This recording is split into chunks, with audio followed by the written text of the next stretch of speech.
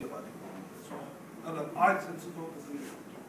حضرات محترم، یہ طبقہ جسے ایک کلاس آپ کہتے ہیں ملک کے اندر، جو حکمرانی کر رہا ہے، جو آسانیوں کے ساتھ زندگی کو وقت کر رہا ہے، جسے پاکستان میں کسی قسم کی کوئی تبدیلی نہیں چاہیے، جسے ایسا ہی پاکستان چاہیے جو 47 سے ان کے ذہن کھایا، ان کے پاؤں کے نیچے وہ حکمران جو بندہ بھی آ جائے آپ کے سامنے تاریخ اتنی تو ہے۔ اس وقت تو نیٹ کی دنیا ہے، آپ دیکھتے ہیں کہ سینکڑوں پہ سینکڑوں اٹھائے ہوئے ادھر سے ایک پارٹی سے دوسری پارٹی، دوسری سے تیسری، جو حکمرانی کے لیے پہنچ ہوئی تھی، سارے یہ کتنے لوگ ہیں۔ دوسرا طبقہ حضرات محترم، جسٹ میں ایک نام کے طور پہ سے کیٹیگری میں رہتا ہوں، وہ طبقہ ہے جو تعلیم یافتہ بھی ہے، جدوجہد بھی کر رہا ہے اور دنیا میں نکلا بھی ہوا ہے، اپنی معاشی جدوجہد کے لیے نکلا ہوا ہے۔ اس ملک کے اندر بھی ایک فہم اور ایک سوچ بھی ہے، اور میں آپ کو یہ بھی بتاؤں کہ میں اور آپ جن کو سوچ سمجھ بھی ہے، جو عالمی حالات کو بھی دیکھتے ہیں، جو اپنے بچوں کو کمپلیٹ کر کر اچھی تعلیمات بھی دے رہے ہیں، جیسے محترم ملک صاحب کی کاوش ہے کہ بیٹے کو انگلینڈ سے چارٹر اکاؤنٹنسی کرائی ہے، میری خواہش ہے کہ میں اپنے بیٹے کو کینیڈا سے MBA کراؤں۔ اس طریقے سے ہم وہ لوگ ہیں جو اس جدوجہد میں مسائل معاملات اکٹھے کر کے اپنے اوپر، اپنی اولاد کے اوپر، اپنے بچوں کے اوپر۔ حضرات محترم، پہلی کیٹیگری میں 2 سے 3% سے زیادہ لوگ ہیں، اور یہ دوسری کیٹیگری جو ہے اس میں سے 25 سے 30% سے زیادہ لوگ ہیں۔ اس لیے کہ جب پہلی کے 2% کریں گے 20 کروڑ کا، وہ 40 لاکھ بنتا ہے۔ 40 لاکھ افراد کسی لوگ وہاں پر نہیں ہیں۔ اسی طریقے سے 20-25% جب یہ کریں تو 4 کروڑ بھی ہم جیسے لوگ نہیں ہیں اس گروپ کے اندر۔ لیکن ایک رف اسٹیٹسٹکس مختلف اینگل سے اس کا سروے ہو چکا ہے، 70 سے 75% وہاں وہ لوگ ہیں جن کا ویژن اتنا ہے، جن کی سوچ اتنی ہے کہ اللہ کرے ہم آج رات کا کھانا اپنے بچوں کو، اللہ کرے ہم بچوں کی فیس جمع کرا سکیں، جن کی خواہش اتنی ہے کہ کسی طریقے سے اپنے بیس جمع کرا سکیں، اور ایک سروائیول اور زندہ رہنے کی جنگ ہے۔ آپ خود سوچ لیں، آپ میں سے اکثر لوگوں کا پاکستان آنا جانا ہوتا ہوگا۔ اس وقت اس ملک کے اندر جو بیسک تنخواہ 62% صوبہ پنجاب نے مقرر کی ہے وہ ہے 8,000 روپیہ پر منتھ۔ 8,000 روپیہ پر منتھ آپ 5 بندوں کی فیملی کو دال اور پانی کے ساتھ بھی روٹی نہیں کھلا سکتے۔ لیکن کیا ہے اس کے جو میں جس چیز کی طرف آپ کو لانا چاہ رہا ہوں حضرات محترم، وہ یہ ہے کہ میں یہ سمجھتا ہوں کہ اس سارے رول کے اندر، اس سارے معاملے کے اندر وہ 2% بھی بیدار ہے۔ یہ 75% اس کو تو سمجھ ہی نہیں، تعلیم ہی نہیں، علم ہی نہیں۔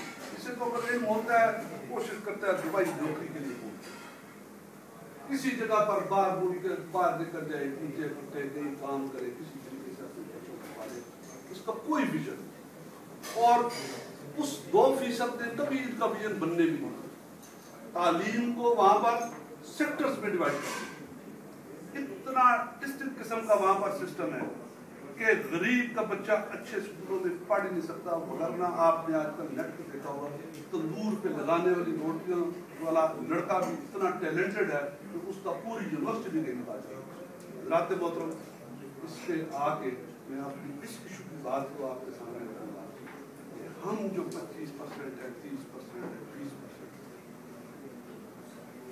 ہم جو ویژن رکھنے والے لوگ ہیں، تعلیم رکھنے والے لوگ ہیں، سوچ رکھنے والے لوگ ہیں، میں یہ سمجھتا ہوں کہ یہ ذمہ داری ہم لوگوں پہ عائد ہوتی ہے کہ ہم اس 70% کو، ہم اس 2% کو، اس حکمران طبقے کو، ان حکمران سرداروں جاگیرداروں کو جنہوں نے بعد میں دیکھا کہ طاقت کا سرچشمہ عوام کے نام سے کسی صورت پر بھی ہم فوج کو ساتھ ملائیں، سرمایہ دار کو ساتھ ملائیں، اور وہ جاگیردار آج سرمایہ دار بھی ہے، فوج کے ساتھ طلبداری میں بھی ہے۔ اس جنگل سے چھڑانے کے لیے کس کو کشمکش کرنی ہے وہ میں اور آپ لوگ ہیں. دیکھنا یہ ہے کہ تب یہ کشمکش شروع ہوتی ہے, تب میں اور آپ اس میں حصہ ڈالتے ہیں. بہت تھوڑے سے 30-40 افراد ہم یہاں بیٹھے ہیں, لیکن ایسٹ انڈیا کمپنی والے جس وقت مدراس میں اترے تو ان کی تعداد وہ جا رہے تھے سفر پہ آگے انڈونیشیا, جکارتا, سماٹا, اس وقت انہوں نے جانا تھا. اترے کہ دیکھیں اس کو کیا ہے وہاں پر انہوں نے اس وقت کے جہانگیر بادشاہ سے گفتگو کر کے نیچے لگا کے اس ملک کے اوپر حکمران بن گئے. تو 20, 25, 40, 50 افراد کی اگر سوچ پہ آ جائے اس قوم کو کھڑا کر رہے ہیں, اس قوم کے لیے قربانی دینی ہے. میرا ذاتی خیال ہے کہ تمام معاملات یہ ایک طرف حل ہو سکتے ہیں. اب حضرات محترم اس میں ہمیں ہمارے پاس ریمیڈی ہے, ہم نے کرنا ہے. یہ بھی ایک ایشو ہے. اگر 40 افراد 20 افراد میں کس ایجوکیشن میں, کس سیکٹر میں کیا کنٹریبیوشن کرنا ہے. بیسک کنٹریبیوشن جو کرنی ہے کہ اس حد تک ہم لوگوں کو ایجوکیٹ کر سکیں کہ جناب ووٹ وہ قیمتی چیز ہے. جسے کسی نے کہا نا کہ اسے سپی کے منہ میں ڈالو تو موتی بن جاتی ہے, سانپ کے منہ میں ڈالو تو زہر بن جاتی ہے. اس طبقے کو ہم نے یہ بتانا ہے کہ اس ووٹ کو دینے کے لیے کیا بنیادی کرائٹیریا ہے. اس لیے ہمارے پاس ایک کانسٹیٹیوشن ہے, اس کانسٹیٹیوشن کا ہم احترام کرتے ہیں, وہ ہمارے ملک کا کانسٹیٹیوشن ہے, ڈیموکریٹک ہے. لہذا ہم نے اس کانسٹیٹیوشن کے تحت لوگوں کو ایک گائیڈنس پرووائڈ کرنی ہے. آج میں نہیں سمجھتا کہ ناصر کاکا گاوا یا محترم عرفان صدیقی صاحب اپنے نیٹ پہ بیٹھ کر اس ایشو پہ لوگوں کو ٹیچ کرنا شروع کریں. یقین جانیے گا پاکستان کی میڈیا سے زیادہ بڑا کردار یہ لوگ متوجہ ہوں گے کہ ہمارے جاپانی بھائی ہیں, وہ ہماری فکر کر رہے ہیں, وہ ہماری وہاں سے بیٹھ کے سوچ کر رہے ہیں, وہ ہمیں ایک گائیڈنس دے رہے ہیں. گائیڈنس کیا دے رہے ہیں؟ یہ نہیں کہہ رہے کہ پیپلز پارٹی کو ووٹ دے دو, مسلم لیگ کو دے دو, جماعت اسلامی کو دے دو, تحریک انصاف کو دے دو. اس لیے صحافت کو اس کا کام ہے کہ ایک ماڈل رول ادا کرے, ایک گائیڈ لائن ادا کرے. میں اس سلسلے میں سمجھتا ہوں کہ ان چیزوں کو اگر آپ مد نظر رکھ لیں, جو بنیادی چیزیں ہیں کہ اس قوم کو جس وقت بھی رہنماؤں کے سلیکشن کا وقت ملے, جس وقت بھی کسی الیکشن بیتی ہے, جنرل ہے, پروونشل ہے, اسے ایک گائیڈنس اور گائیڈنس کرتے وقت سے یہ بتایا جائے کہ دیکھو پاکستانیوں, دیکھو 70% ان پڑھ لوگوں, چھائے لوگوں, ویژن نہ رکھنے والے لوگوں, آپ ہی 70% وہ لوگ ہو جو فل فلیج ووٹ پول کرتے ہو, جو ووٹ کے لیے قربانی دیتے ہو. آپ کی وہ بزرگ تھے جو 19-20 لاکھ پاکستان بنانے کے لیے شہید ہوئے تھے. کوئی نواب, کوئی سردار شہید, کسی کو شہادت نہیں نصیب ہوئی, نہ ہی